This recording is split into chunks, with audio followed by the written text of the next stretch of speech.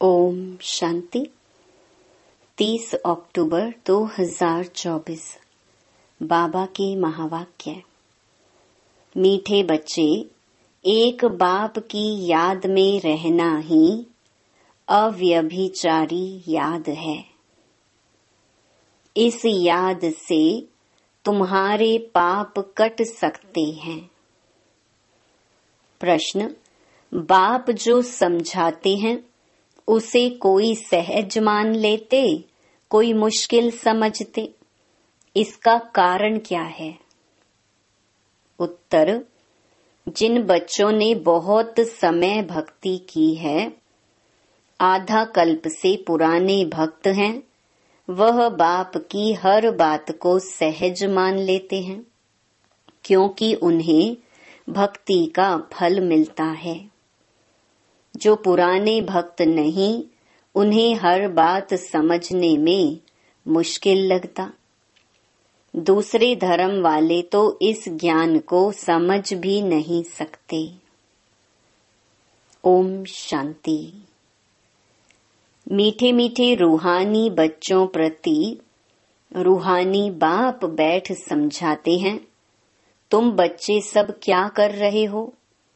तुम्हारी है अव्यभिचारी याद। एक होती है व्यभिचारी याद, दूसरी होती है अव्यभिचारी याद।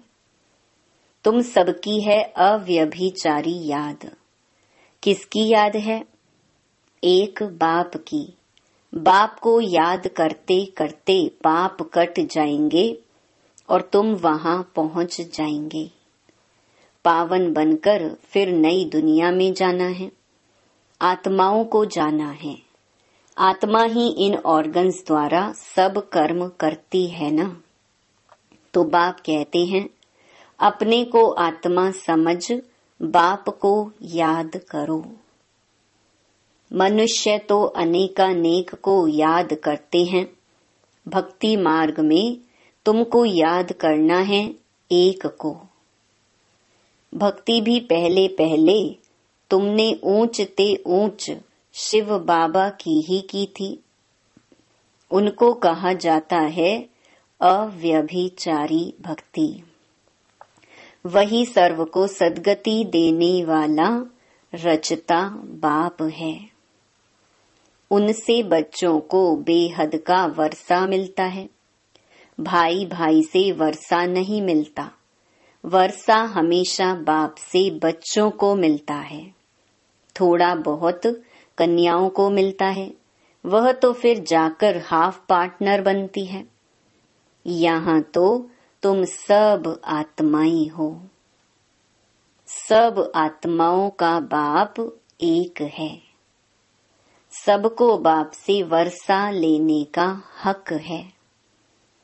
तुम हो भाई भाई, भल शरीर स्त्री पुरुष का है। आत्मा सब भाई भाई हैं। वह तो सिर्फ कहने मात्र कह देते हैं, हिंदू मुस्लिम भाई भाई, अर्थ नहीं समझते। तुम अभी अर्थ समझते हो। भाई भाई माना सब आत्माएं एक बाप के बच्चे हैं। फिर प्रजापिता ब्रह्मा के बच्चे भाई बहन हैं।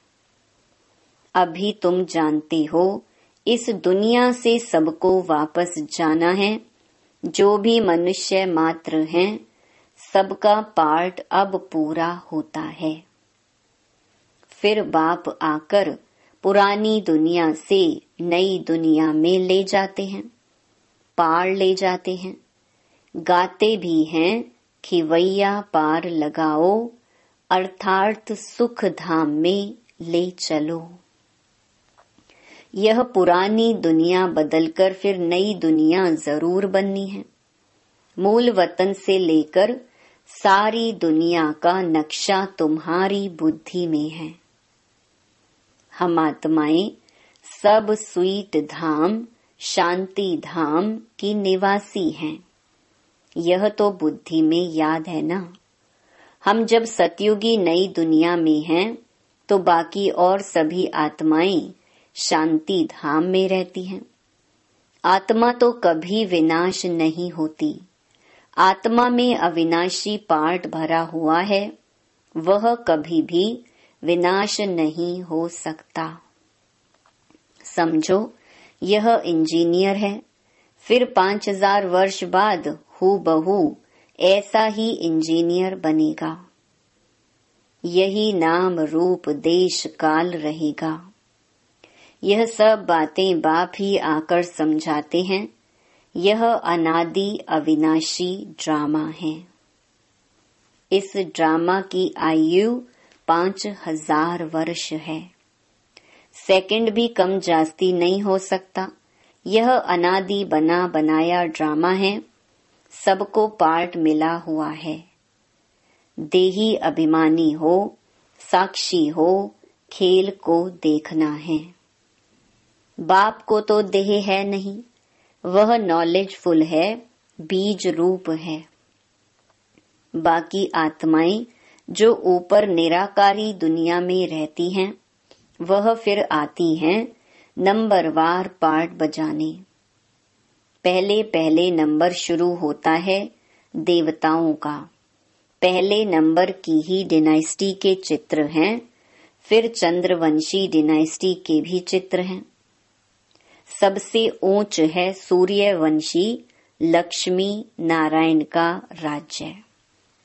उन्हों का राज्य कब कैसे स्थापन हुआ, कोई भी मनुष्य मात्र नहीं जानते। सतयुग की आयु ही लाखों वर्ष लिख दी है। कोई की भी जीवन कहानी को नहीं जानते। इन लक्ष्मी नारायण की जीवन कहानी को जानना चाहिए। बिगर जाने माथा टेकना अथवा महिमा करना, यह तो रॉन्ग है। बाप बैठ मुख्य मुख्य जो हैं, उनकी जीवन कहानी सुनाते हैं। अभी तुम जानते हो कैसे इन्हों की राजधानी चलती है। सतयुग में श्री कृष्ण था ना, अभी वह कृष्णपुरी फिर स्थापन हो रही है। श्री कृष्ण तो है स्वर्ग का प्रिंस।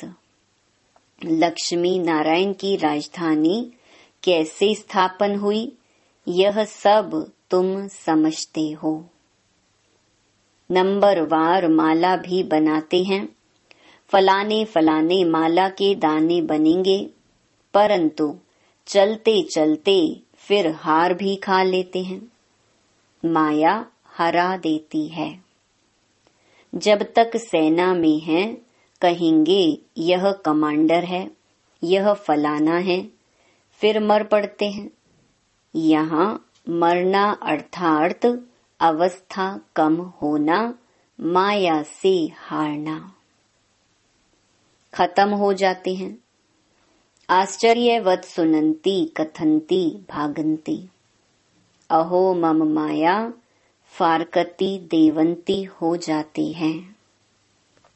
मर जीवा बनते हैं, बाप का बनते हैं, फिर राम राज्य से रावण राज्य में चले जाते हैं। इस पर ही फिर युद्ध दिखलाई है कौरव और पांडवों की। फिर असुरों और देवताओं की भी युद्ध दिखाई है। एक युद्ध दिखाओ ना, दो क्यों? बाप समझाते हैं यहाँ की ही बात है। लड़ाई तो हिंसा हो जाती, यह तो है ही अहिंसा परमो देवी देवता धर्म। तुम अभी डबल अहिंसक बनते हो। तुम्हारी है ही योग बल की बात। हथियारों आदि से तुम कोई को कुछ करते नहीं। वह ताकत तो क्रिश्चियन में भी बहुत है। रशिया और अमेरिका दो भाई हैं। इन दोनों की है कंपटीशन बॉम्ब्स आदि बनाने की। दोनों एक दो से ताकत वाले हैं। इतनी ताकत है, अगर दोनों आपस में मिल जाएं तो सारे वर्ल्ड पर राज्य कर सकते हैं। परंतु लॉ नहीं है जो बाहुबल से कोई विश्व पर राज्य पा सके। कहानी भी दिखाते हैं, दो बिल्ले आपस में लड़े, मक्खन बीच में तीसरा खा गया। ये सब बातें अब बाप समझाते हैं। यह थोड़े ही कुछ जानता था। यह चित्र आदि भी बाप ने ही दिव्य दृष्टि से बनवाए हैं और अब समझा रहे हैं। वह आपस में लड़ते हैं। सारे विश्व की बादशाही तुम ले लेते हो। वह दोनों हैं बहुत पावरफुल। जहां तहां आपस में लड़ा देते हैं, फिर मदद देते रहते हैं, क्योंकि उन्हों का भी व्यापार है जबरदस्त। सो जब दो बिल्ले आपस में लड़ें, तब तो बारूद आदि काम आए। जहां तहां दो को लड़ा देते हैं।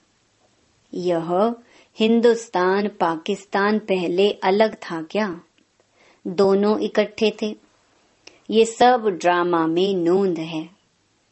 अभी तुम पुरुषार्थ कर रहे हो योग बल से विश्व का मालिक बने।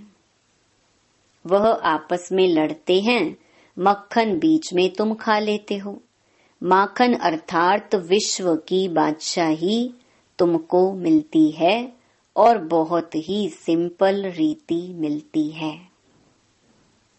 बाप कहते हैं, मीठे मीठे बच्चों, पवित्र जरूर बनना है। पवित्र बन पवित्र दुनिया में चलना है। उनको कहा जाता है वाइसलेस वर्ल्ड, संपूर्ण निर्विकारी दुनिया। हर एक चीज सतो प्रधान, सतो रजो तमो में जरूर आती है। बाप समझाते हैं, तुम्हारे में यह बुद्धि नहीं थी, क्योंकि शास्त्रों में लाखों वर्ष कह दिया है। भक्ति है ही अज्ञान अंधियारा। यह भी पहले तुमको पता थोड़े ही था। अब समझते हो। वह तो कह देते कलयुग अभी 40,000 वर्ष और चलेगा। अच्छा, 40,000 वर्ष पूरा हो फिर क्या होगा? किसको भी यह पता नहीं है। इसलिए कहा जाता है अज्ञान नींद में सोए हुए हैं। भक्ति है अज्ञान। ज्ञान देने वाला तो एक ही बाप ज्ञान का सागर है। तुम हो ज्ञान नदियां। बाप आकर तुम बच्चों को अर्थात आत्माओं को पढ़ाते हैं। वह बाप भी है, टीचर भी है, सतगुरु भी है। और कोई भी ऐसे नहीं कहेंगे यह हमारा बाप टीचर गुरु है। यह तो है बेहद की बात। बेहद का बाप टीचर सतगुरु है। खुद बैठ समझाते हैं, मैं तुम्हारा सुप्रीम बाप हूँ। तुम सब हमारे बच्चे हो। तुम भी कहते हो बाबा आप वही हो। बाप भी कहते हैं तुम कल्प कल्प मिलते हो। तो वह है परम आत्मा सुप्रीम। वह आकर बच्चों को सब बातें समझाते हैं। कलयुग की आयु 40,000 वर्ष और कहना बिल्कुल गपोड़ा है। 5,000 वर्ष में सब आ जाता है। बाप जो समझाते हैं तुम मानते हो, समझते हो। ऐसे नहीं कि तुम नहीं मानते। अगर नहीं मानते तो यहाँ नहीं आते। इस धर्म के नहीं हैं तो फिर मानते नहीं हैं। बाप ने समझाया है सारा मदार भक्ति पर है। जिन्होंने बहुत भक्ति की है तो भक्ति का फल भी उन्हों को मिलना चाहिए। उन्हों को ही बाप से बेहद का वर्षा मिलता है। तुम जानते हो हम सो देवता विश्व के मालिक बनते हैं। बाकी थोड़े रोज हैं। इस पुरानी दुनिया का विनाश तो दिखाया हुआ है और कोई शास्त्र में ऐसी बात है नहीं। एक गीता ही है भारत का धर्म शास्त्र। हर एक को अपना धर्म शास्त्र पढ़ना चाहिए और वह धर्म जिस द्वारा स्थापन हुआ उनको भी जानना चाहिए। जैसे क्रिश्चियन क्राइस्ट को जानते हैं, उनको ही मानते हैं, पूजते हैं। तुम आदि सनातन देवी देवता धर्म के हो तो देवताओं को ही पूजते हो, परंतु आजकल अपने को हिंदू धर्म का कह देते हैं। तुम बच्चे अब राजयोग सीख रहे हो, तुम राज ऋषि हो, वह हैं हठ योग ऋषि। रात दिन का फर्क है। उन्हों का सन्यास है कच्चा हद का, सिर्फ घर बार छोड़ने का। तुम्हारा सन्यास व वैराग्य है सारी पुरानी दुनिया को छोड़ने का। पहले पहले अपने घर स्वीट होम में जाकर फिर नई दुनिया सतयुग में आएंगे। ब्रह्मा द्वारा आदि सनातन देवी देवता धर्म की स्थापना होती है। अभी तो यह पुरानी पतित दुनिया है। यह समझने की बातें हैं।